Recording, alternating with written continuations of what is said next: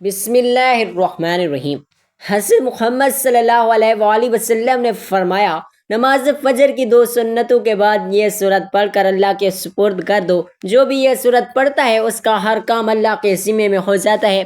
محترم ناظرین، جو شخص نماز فجر کی 2 سنتوں کے بعد یہ سورت پڑھتا ہے، فرشتے اسے گھیر لیتی ہیں۔ محترم ناظرین، قرآن مجید کی سب سے پرسکون اور آنکھیں روشن کرنے والی یہ سورت آپ کو اللہ کے قریب کر دیتی ہے۔ یہ سورت غریبوں کو امیر، بیماروں کو صحت مند اور حاجت مندوں کی حاجت کو پورا کرتی ہے۔ یہ سورت پڑھنے والے سے اللہ تعالیٰ خوش ہوتا ہے۔ اگر کوئی صبح نماز فجر کی سنتیں پڑھے تو فرشتے دن بھر اس کی حفاظت کریں گے، اور اگر رات کو پڑھے تو فرشتے ساری رات اس کی حفاظت کریں گے۔ یہ خاندان میں اتفاق کو برقرار رکھنے اور کسی بھی قسم کے تنازعات کو دور رکھنے میں بھی مدد کرتی ہے۔ یہ صورت مال اور ملازمت کے لیے قیمتی ہے۔ جیسا کہ ہر کوئی اپنی زندگی میں کامیاب ہونا چاہتا ہے تو اس صورت کو روزانہ 1 مرتبہ صبح کی نماز کے بعد لازمی پڑھیں۔ یہ وہ صورت ہے جس کی تلاوت جنت میں اللہ رب العزت خود فرمائیں گے۔ سبحان اللہ۔ صحیح مسلم کی روایت میں ہے کہ رسول اللہ صلی اللہ علیہ وآلہ وسلم نے فرمایا، جو شخص فجر کی نماز پڑھ لیتا ہے وہ اللہ کے ذمہ میں آ جاتا ہے، یعنی جو شخص نماز فجر کا فریضہ ادا کر لیتا ہے وہ اللہ کی حفاظت میں آ جاتا ہے اور اسے کوئی بھی نقصان نہیں پہنچا سکتا۔ ہم میں سے لوگوں کو شکوہ ہمیشہ رہتا ہے کہ روزی میں برکت نہیں ہے، گھر میں برکت نہیں ہے، کتنا ہی کماتے ہیں پتہ ہی نہیں چلتا کہ کہاں گیا۔ ہر وقت کوئی نہ کوئی پریشانی رہتی ہے، کبھی کوئی بیماری تو کبھی کوئی اور تنگی۔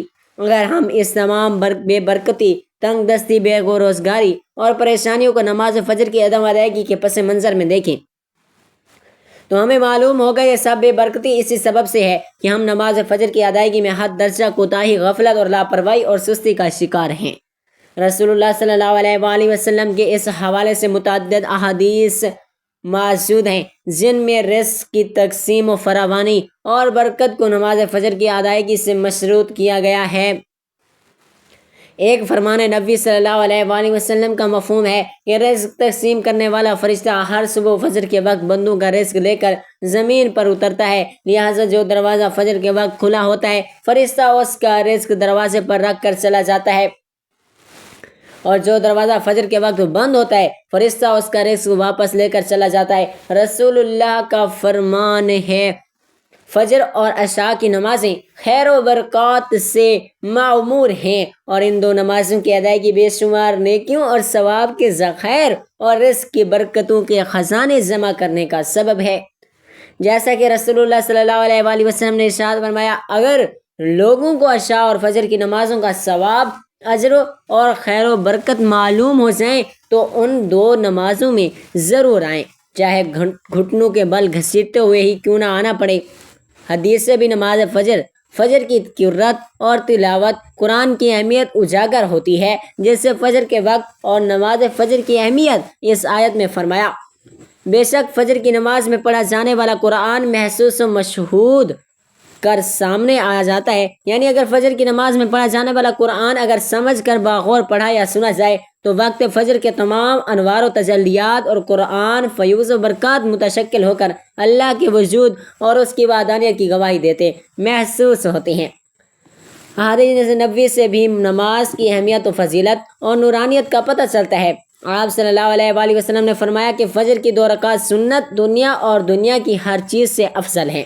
قرآن مجید میں اللہ کی سچی کتاب ہے، یہ اللہ کا پیغام اپنے بندوں کے نام ہے، اس سے ایمان بڑھتا ہے، دلوں کے زنگ اترتے ہیں۔ قرآن مجید کی تلاوت کرنا باعث برکت اور ثواب ہے، مگر افسوس کا مقام ہے کہ ہماری اکثریت قرآن مجید سے غافل ہے، دنیا کے کاموں میں اپنا وقت لگانے سے گریز کرتے ہیں، جبکہ تلاوت قرآن کے لیے وقت نہیں ملتا، بہانہ کیا جاتا ہے۔ یقین جانیں تلاوت قرآن پاک سے اللہ وقت میں برکت ڈالتا ہے۔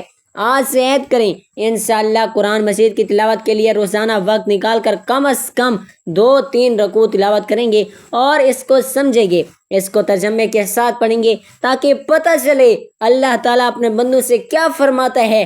رسول اللہ صلی اللہ علیہ وآلہ وسلم، اللہ تعالیٰ نے فرمایا، تم قرآن پڑھو، اس لیے کہ قرآن قیامت کے دن اپنے پڑھنے والوں کے لیے سفارشی بن کر آئے گا۔ ایک دوسری حدیث میں ہے کہ قرآن کی سفارش کو قبول کیا جائے گا۔ قرآن کو پڑھنے کے بعد اس کو اپنی عملی زندگی میں لانے والوں کے لیے بھی جھگڑا کرے گا اور نجات دلائے گا۔ رسول اللہ صلی اللہ علیہ وآلہ وسلم نے فرمایا، قیامت کے دن قرآن اور قرآن والے جو اس پر عمل کرتے تھے اور ان کو لایا جائے گا، اور سورۃ البقرہ اور آل عمران پیش ہوگی اور اپنے پڑھنے والوں کی طرف سے جھگڑا کریں گی۔ قرآن کو جو لوگ مضبوطی سے تھام لیتے ہیں تو اللہ تعالیٰ ان کو بلند کر دیتا ہے، وہ دنیا میں بھی عزت حاصل کرتا ہے اور آخرت میں بھی جنت میں داخل ہوگا انشاءاللہ۔ جو قرآن کی تلاوت اور تعلیمات سے دور ہوتے ہیں اور اپنی زندگی اپنی مرضی اور چاہت سے بسر کرتے ہیں تو پھر ایسوں کو اللہ ذلیل و خوار کر دیتے ہیں۔ چنانچہ نبی اکرم صلی اللہ علیہ وآلہ وسلم نے فرمایا، اللہ تعالیٰ اس کتاب قرآن مجید کی وجہ سے بہت سے لوگوں کو سر بلند فرمائے گا اور دوسروں کو ذلیل کرے گا۔ قرآن مجید کی تلاوت کرنے سے ہر حرف کے بدلے میں 10 نیکیاں ملتی ہیں۔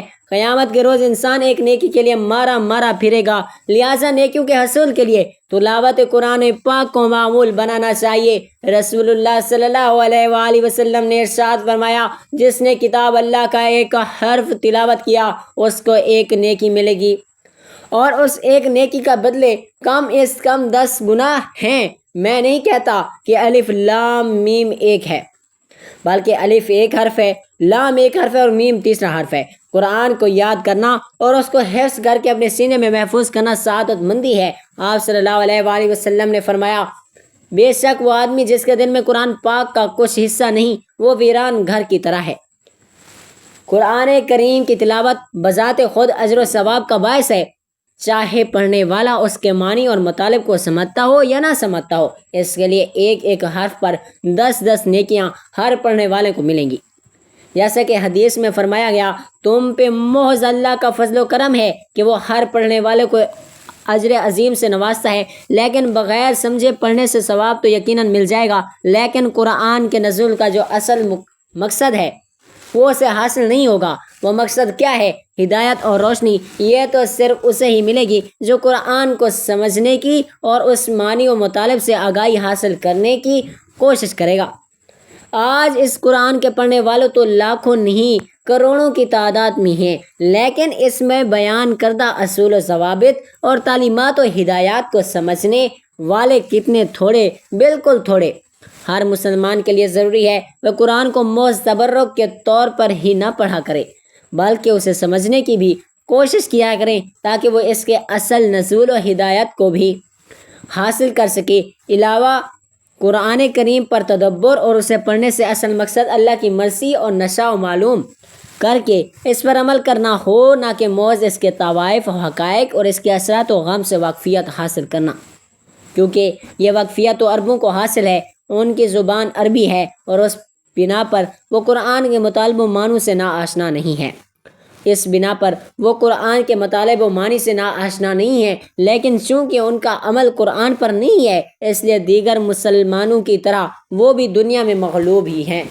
30 لاکھ یہودی 11 کروڑ عربوں پر حاوی ہیں۔ یہ قرآن سے اعراض و گریز کی وہ سزا ہے جو اللہ تعالیٰ مسلمانوں کو اس دنیا میں ہی دے رہا ہے۔ اس لیے قرآن پاک کو سمجھ لینا ہی کافی نہیں ہے، اس پر عمل کرنا بھی ضروری ہے، اور جب تک مسلمانوں کے انفرادی اور اجتماعی زندگی قرآن کے سانچے میں نہیں ڈھلے گی، ان کے شب روز کے معمولات قرآن و ہدایات کے تابع نہیں ہوں گے، اور مسلمان قرآن کو اپنا رہنمائی زندگی تسلیم نہیں کریں گے، ان کی ذلت کا یہ دور ختم نہیں ہوگا، ان کی مشکلات کم نہیں ہوں گی، ان کی عظمت رفتہ بحال نہیں ہوگی جس کے وہ خواہش مند ہیں، جس سے قرون اولیٰ کے مسلمان بہرہ یاب تھے۔ پس ایمان والے تو ایسے ہوتے ہیں کہ جب اللہ تعالیٰ کا ذکر آتا ہے تو ان کے قلوب ڈر جاتے ہیں، جب اللہ تعالیٰ کی آیتیں ان کو پڑھ کر سنائی جاتی ہیں تو وہ آیتیں ان کے ایمان کو اور زیادہ تازہ کر دیتی ہیں، ان کے ایمان کو اور زیادہ بڑھا دیتی ہیں، اور وہ لوگ اپنے رب پر توکل کرتے ہیں۔ کہہ دیجئے تم اس پر ایمان لاؤ یا نہ لاؤ، جنہیں اس سے پہلے علم دیا گیا ہے ان کے پاس تو جب بھی اس کی تلاوت کی جاتی ہے تو وہ ٹھوڑیوں کے بل سجدے میں گر پڑتے ہیں اور کہتے ہیں کہ ہمارا رب پاک ہے، ہمارے رب کا وعدہ بلا شک و شبہ پورا ہو کر رہنے والا ہے، اور اپنی تھوڑیوں کے بل رہتے ہوئے سجدے میں گر پڑتے ہیں، اور یہ قرآن کی عاجزی اور خشوع و خضوع بڑھا دیتا ہے۔ یعنی قرآن مجید سن کر ان پر اس قدر خشیت الہی اور رقت نفس طاری ہوتی ہے کہ جس سے ان کی آنکھیں اشک بار، دل موم اور پیشانیاں رب کے حضور سجدہ ریز ہو جاتی ہیں۔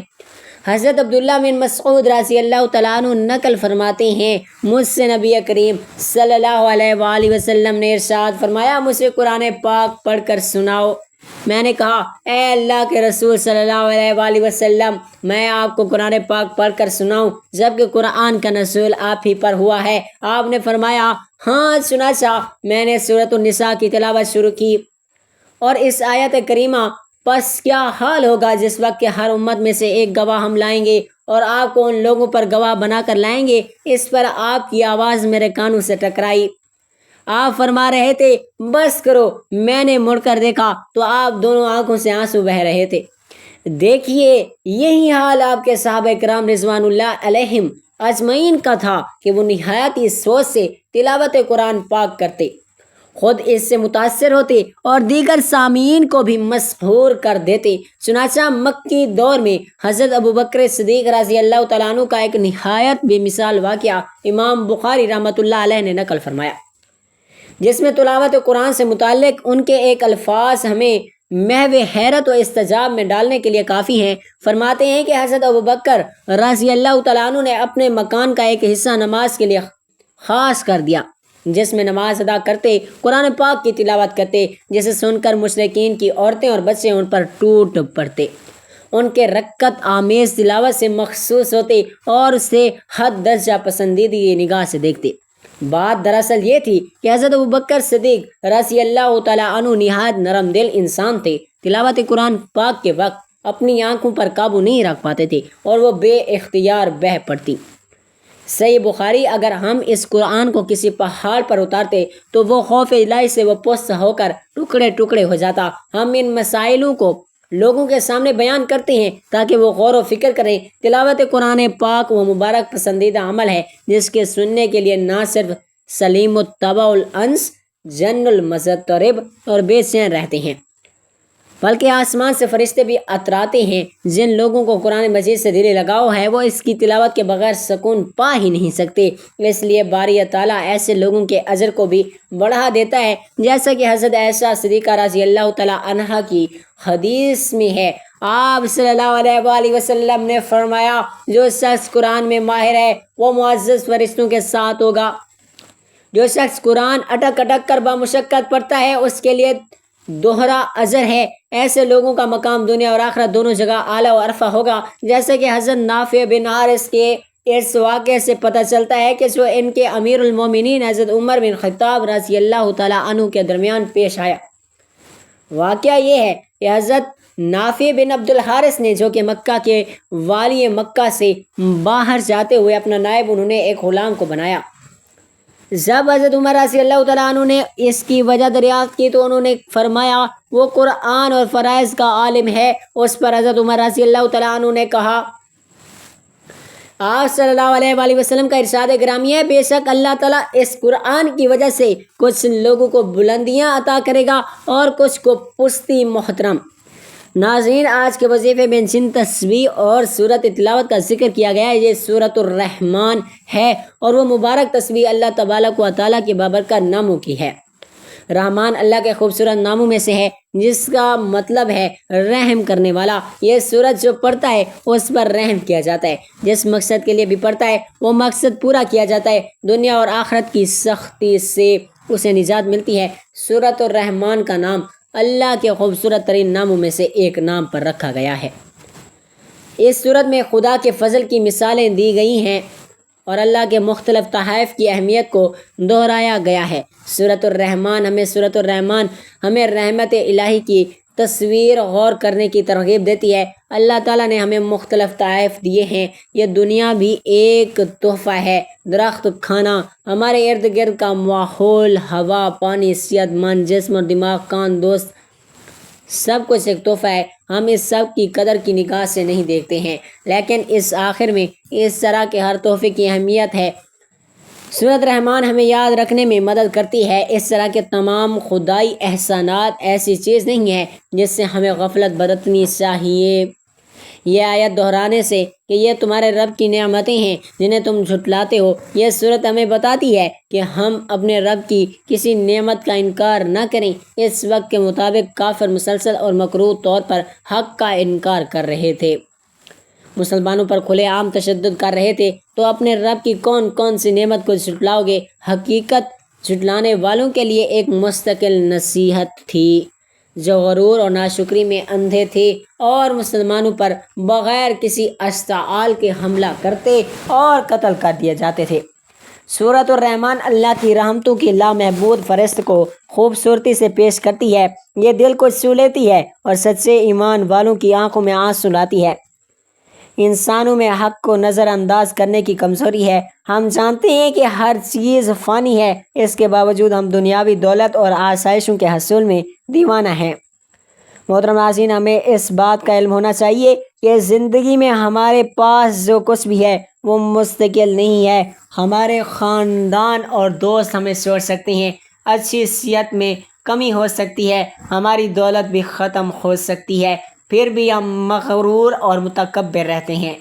سورۃ الرحمن بار بار ہمیں اللہ کا شکر ادا کرنے کی یاد دلاتی ہے، کیونکہ ہمارے پاس جو کچھ بھی ہے وہ ہمارے لیے اللہ تعالیٰ کا تحفہ ہے۔ ہمیں چاہیے کہ ہم دنیا کے لیے کام کریں اور نیک اعمال میں مشغول ہوں اور اللہ ہی کو راضی کرنے کی کوشش کریں۔ ہمیں معلوم ہونا چاہیے کہ مسلمان ہونے کی حیثیت سے سورۃ الرحمن کو دل سے سیکھنا امن و سکون کا باعث ثابت ہو سکتا ہے۔ اپنے آپ کو اللہ کے مختلف احسانات کی یاد دلا کر ہم تناؤ اور ذہنی دباؤ کا مقابلہ کر سکتے ہیں، اپنے ایمان کو بھی مضبوط کر سکتے ہیں۔ محترم ناظرین، جب آپ نماز فجر ادا کرنے لگیں تو 2 سنت ادا کرنے کے بعد آپ نے 1 مرتبہ درود پاک پڑھنا ہے۔ درود پاک آپ کوئی سا بھی پڑھ سکتی ہیں۔ ایک بار ثواب کی نیت سے میرے ساتھ بھی درود پاک پڑھ لیں۔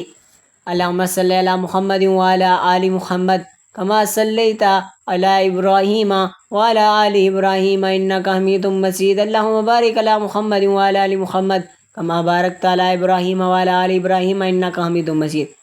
درود پاک 1 مرتبہ پڑھنے کے بعد آپ نے اللہ تعالیٰ کے مبارک نام یا رزاق یا فتاح یا علیم کی ایک تسبیح پڑھنی ہے۔ تسبیح پڑھنے کے بعد آپ نے پھر 1 مرتبہ درود پاک پڑھنا ہے اور پھر نماز فجر کے فرض ادا کرتے ہوئے جب آپ نماز فجر ادا کر لیں تو اس کے بعد آپ نے 1 مرتبہ سورۃ الرحمن کی تلاوت کرنی ہے۔ اگر ٹائم زیادہ ہے تو آج 2 سنت کے بعد سورۃ الرحمن کی تلاوت کریں تو فرض کے بعد بھی تلاوت کر سکتے ہیں۔ اور آخر میں آپ نے اللہ تعالیٰ سے دعا مانگنی ہے۔ یہ عمل کر کے آپ اللہ تعالیٰ سے جو کچھ مانگیں گے اللہ تعالیٰ آپ کو خوشی خوشی وہ سب کچھ عطا کرے گا، اور انشاءاللہ اس عمل کی برکت سے آپ کی تمام حاجتیں پوری ہو جائیں گی اور آپ کو اللہ تعالیٰ دنیا اور آخرت میں کامیابیاں عطا کرے گا۔ یہ عمل کرنے سے پورا سال اللہ پاک آپ پر رحم فرمائیں گے۔ جس پر اللہ تعالیٰ پاک رحم فرما دیں اس پر پوری دنیا رحم کرتی ہے، پوری دنیا اس سے پیار کرتی ہے، اس کائنات کی ہر چیز اس سے پیار کرتی ہے۔ تو آپ بھی اس عمل کو لازمی طور پر کریے، انشاءاللہ آپ کے سب کام آسان ہو جائیں گے۔ اللہ تعالیٰ سب کو اپنی رحمت کے سائے میں رکھے، آمین۔ ناظرین، گزارش ہے کہ اللہ تعالیٰ کے 99 ناموں میں سے کوئی ایک نام لکھ کر کمنٹس میں ضرور شیئر کریں۔ اللہ تعالیٰ ہم سب کا حامی و ناصر ہو، آمین۔ جزاک اللہ۔